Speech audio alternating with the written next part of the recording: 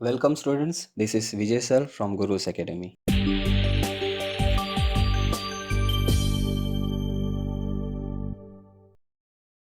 हम पढ़ रहे हैं चैप्टर 2 लिनियर कोरिलेशन यानी रैखिक सहसंबंध। आज का टॉपिक है स्पेयरमैन्स रैंक कोरिलेशन मेथड। हमने दो चलों के बीच के सहसंबंधांक यानी कोरिलेशन कोएफिशिएंट के मान को ज्ञात करने के लिए कार्ल पियर्सन की विधि का अध्ययन किया। जब दोनों चल यानी दोनों वेरिएबल संख्यात्मक हो यानी क्वांटिटेटिव, अर्थात जब दोनों चलों यानी दोनों वेरिएबल्स को न्यूमेरिकली यानी संख्यात्मक रूप से नापा जा सकता हो, तब इस विधि का प्रयोग किया जाता है। परंतु धंधाकीय यानी बिजनेस, इंडस्ट्री, सोशल साइंस में कुछ ऐसे क्वेश्चंस आते हैं या कुछ ऐसी परिस्थितियां आती हैं जहां हमें गुणात्मक चल यानी क्वालिटेटिव वेरिएबल का अध्ययन करना होता है, जैसे कि beauty, honesty, skill, morality, music, dance इत्यादि।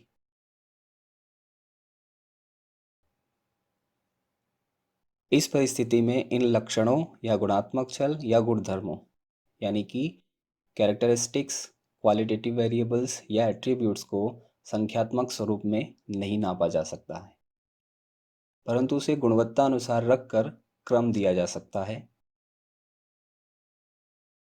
इस विधि से दो लक्षणों के क्रमों पर से प्राप्त कोरिलेशन कोएफिशिएंट यानी सहसंबंधांक को रैंक कोरिलेशन कोएफिशिएंट यानी क्रमांक सहसंबंधांक कहते हैं।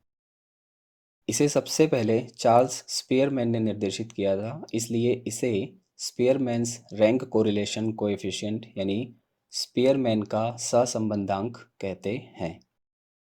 रैंक कोरिलेशन कोएफिशिएंट का formula R is equals to 1 minus 6 sigma d square upon n bracket open n square minus 1 bracket close, जहाँ d इज इक्वल्स टू है R X minus R Y, या इसे x तथा y क्रमांकों का अंतर भी कह सकते हैं। सिग्मा डी स्क्वायर क्या है? x और y के क्रमांकों के अंतरों के वर्गों का योग। चलिए आगे बढ़ते हैं। कुछ बातें हैं जो हमें ध्यान रखनी है। फर्स्ट है, the sum of difference in the ranks R X and R Y is always zero. मतलब कि क्रमांक आर एक्स तथा आर वाई के अंतरों का योग हमेशा शून्य होता है। That means sigma D is equals to sigma R X minus R Y is equals to zero. That means sigma D की जो वैल्यू होगी वो हमेशा ज़ीरो होगी। सेकेंड पॉइंट है, if Rx is equals to Ry for each pairs of the observations of two variables x and y, then all corresponding values of d will be 0 and hence sigma d square is equals to 0. In this case, the value of r will be 1. यानी कि यदि दो चलों x व y के प्रत्येक जोड़ों के लिए Rx is equals to Ry हो, तो प्रत्येक d का मूल्य शून्य होगा, जिससे sigma D square is equals to 0 होगा। जैसे x की वैल्यू है 5, y की वैल्यू है 5, तो हम d कैसे निकालते हैं? d is equals to R X minus R Y. So 5 minus 5 कितना होगा? 0 होगा। उसी तरह से जब उसका स्क्वायर करके उसका टोटल करेंगे तो सिग्मा डी स्क्वायर भी 0 ही मिलेगा। इस अवस्था में r का मान 1 होगा। तीसरा पॉइंट है, if the ranks Rx and Ry are in exact reverse order of each other, then R is equals to -1। यानी यदि x व y चलों के क्रमांक एक दूसरे से एकदम विपरीत यानी उल्टे क्रम में हो तो r इज इक्वल्स टू -1 होगा। तो ये 3 पॉइंट्स हैं। जैसे जैसे हम आगे सम्स सॉल्व करेंगे वैसे वैसे ये पॉइंट्स क्लियर होते जाएंगे। आगे बढ़ते हैं।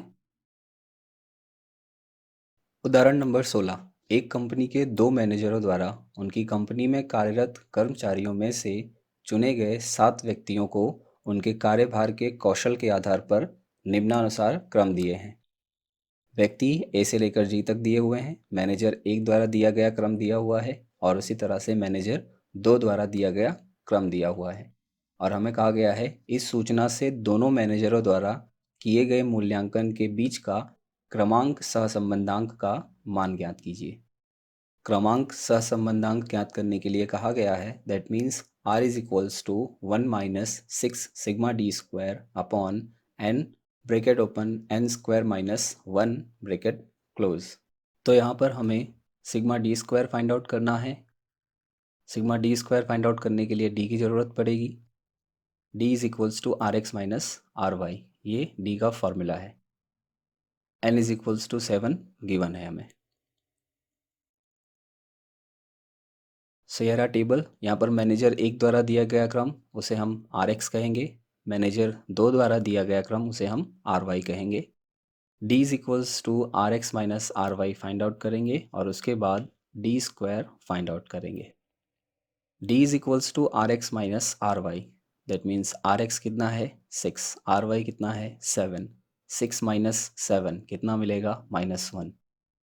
उसी तरह से आर एक्स 7 है माइनस आर वाई 6 है, तो 7 माइनस 6 1।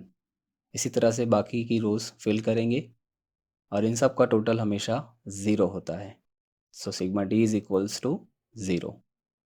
फिर हमें फाइंड आउट करना है D square.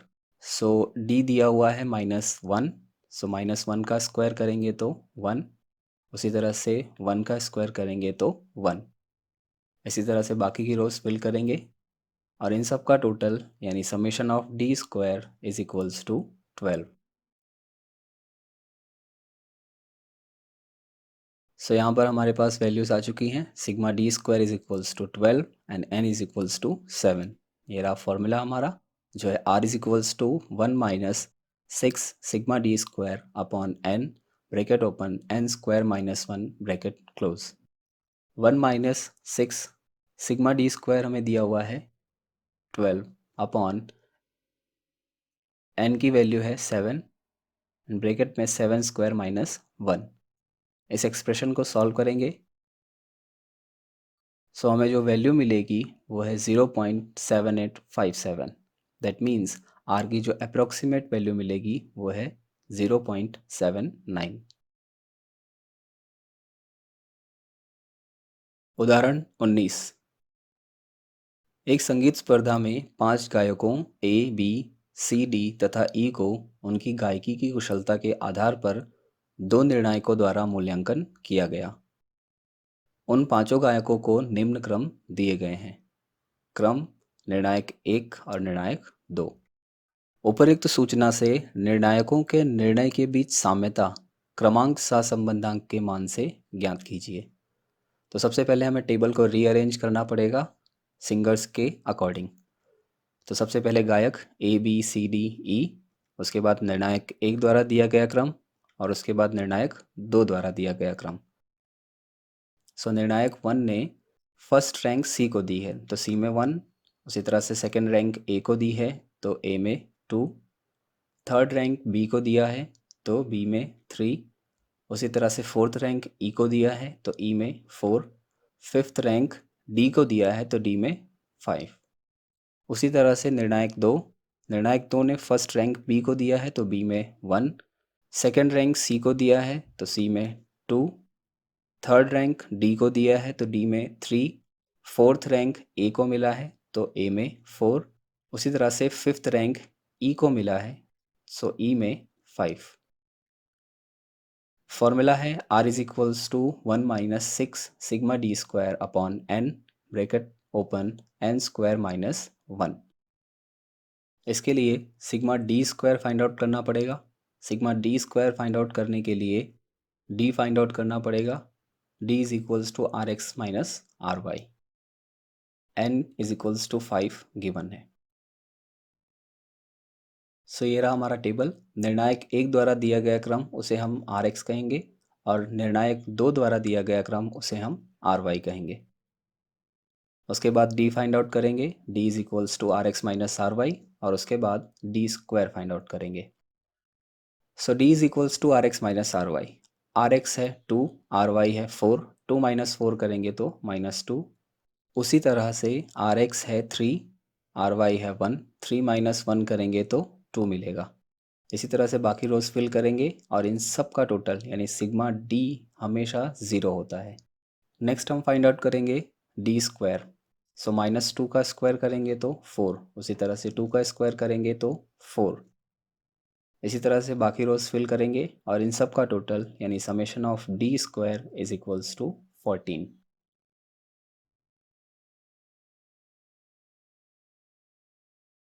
So sigma D square is equals to 14, N is equals to 5। Formula है हमारे पास, वैल्यू पुट करते हैं 1 - 6। सिग्मा डी स्क्वायर कितना दिया हुआ है 14, एन कितना दिया हुआ है 5, ब्रैकेट में 5 स्क्वायर -1।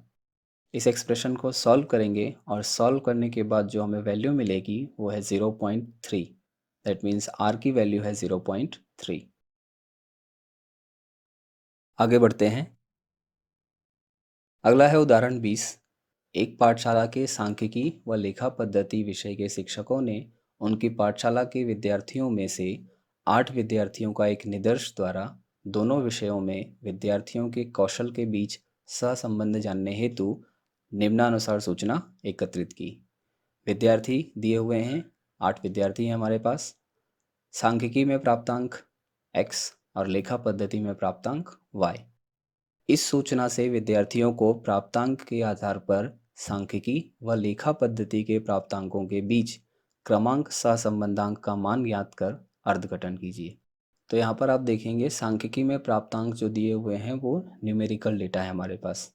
तो हमें सबसे पहले इसे रैंक में कन्वर्ट करना पड़ेगा। तो रैंक में कन्वर्ट करने के लिए जो हाईएस्ट वैल्यू है उसे फर्स्ट रैंक, उसके बाद जो वैल्यू आएगी उसे सेकंड रैंक, उसके बाद जो वैल्यू आएगी उसे थर्ड रैंक। इस तरह से सबसे पहले टेबल को रीअरेंज करना पड़ेगा। तो चलिए स्टार्ट करते हैं।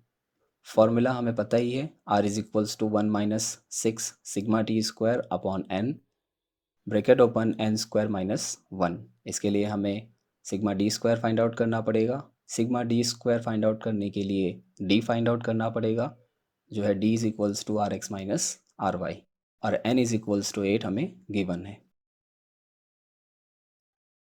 सो ये रहा हमारा टेबल। यहाँ पर जो सांख्यिकी के प्राप्तांक हैं उन्हें हम रैंक देंगे, उसे हम कहेंगे आर एक्स। उसी तरह से लेखा पद्धति के जो प्राप्तांक हैं उन्हें जो हम रैंक देंगे उन्हें कहेंगे आर वाई। उसके बाद डी फाइंड आउट करेंगे, D is equals to R X minus R Y, और उसके बाद डी स्क्वायर फाइंड आउट करेंगे। तो आप सांख्यिकी में देखेंगे सबसे जो हाईएस्ट वैल्यू है वो है 98। सो उसे हम फर्स्ट रैंक देंगे। उसके बाद 90, उसे हम सेकेंड रैंक देंगे। उसके बाद 82, उसे थर्ड रैंक। उसके बाद 78, उसे फोर्थ रैंक। उसके बाद 75, उसे फिफ्थ रैंक देंगे। उसके बाद है 62, उसे हम सिक्स्थ रैंक। उसके बाद 36 सेवन्थ रैंक, एंड लास्ट में 25 एट्थ रैंक। उसी तरह से लेखा पद्धति में रैंक देंगे। सबसे जो हाईएस्ट वैल्यू है वो है 91, उसे first rank. Then 86 second rank, 84 third rank, 68 fourth rank, 62 fifth rank, 60 sixth rank, 55 seventh rank, and 51 eighth rank. तो यहाँ पर हमने रैंक दे दी। उसके बाद फाइंड आउट करेंगे डी, जो है R X minus R Y. तो यहाँ पर आर एक्स है 4, आर वाई है 3। 4 - 3 करेंगे तो 1 मिलेगा। उसके बाद आर एक्स है 7, आर वाई है 8। 7 - 8 करेंगे तो -1 मिलेगा। इसी तरह से बाकी की रोज फिल करेंगे और इन सब का टोटल यानी सिग्मा डी हमेशा 0 होता है। देन है डी स्क्वायर। सो डी की फर्स्ट वैल्यू है 1। 1 का स्क्वायर करेंगे तो 1 मिलेगा। उसी तरह से नेक्स्ट वैल्यू है -1। -1 का स्क्वायर करेंगे तो 1 मिलेगा। इसी तरह से बाकी रोज फिल करेंगे और इन सब का टोटल यानी सिग्मा डी स्क्वायर और summation of D square is equals to 12। So values मिल गई हैं। बढ़ते हैं आगे। Sigma D square is equals to 12 and N is equals to 8। So R का ये फॉर्मूला यूज़ करना है। 1 - 6 सिग्मा डी स्क्वायर की वैल्यू है 12 अपॉन एन की वैल्यू है 8, ब्रैकेट में 8 स्क्वायर -1। इस एक्सप्रेशन को सॉल्व करेंगे तो हमें वैल्यू मिलेगी 0.8571। दैट मीन्स आर की जो अप्रोक्सीमेट वैल्यू है वो है 0.86। सो ये हमने 3 अलग अलग तरह के क्वेश्चंस देखे। यहाँ पर आपको लिस्ट दी हुई है, आप इन्हें ट्राई कर सकते हैं। अगर आपको किसी भी तरह की डिफ़िकल्टी आती है, कुछ क्वेश्चंस हैं आपको, तो आप नीचे कमेंट सेक्शन में कमेंट करके पूछ सकते हैं। Thank you.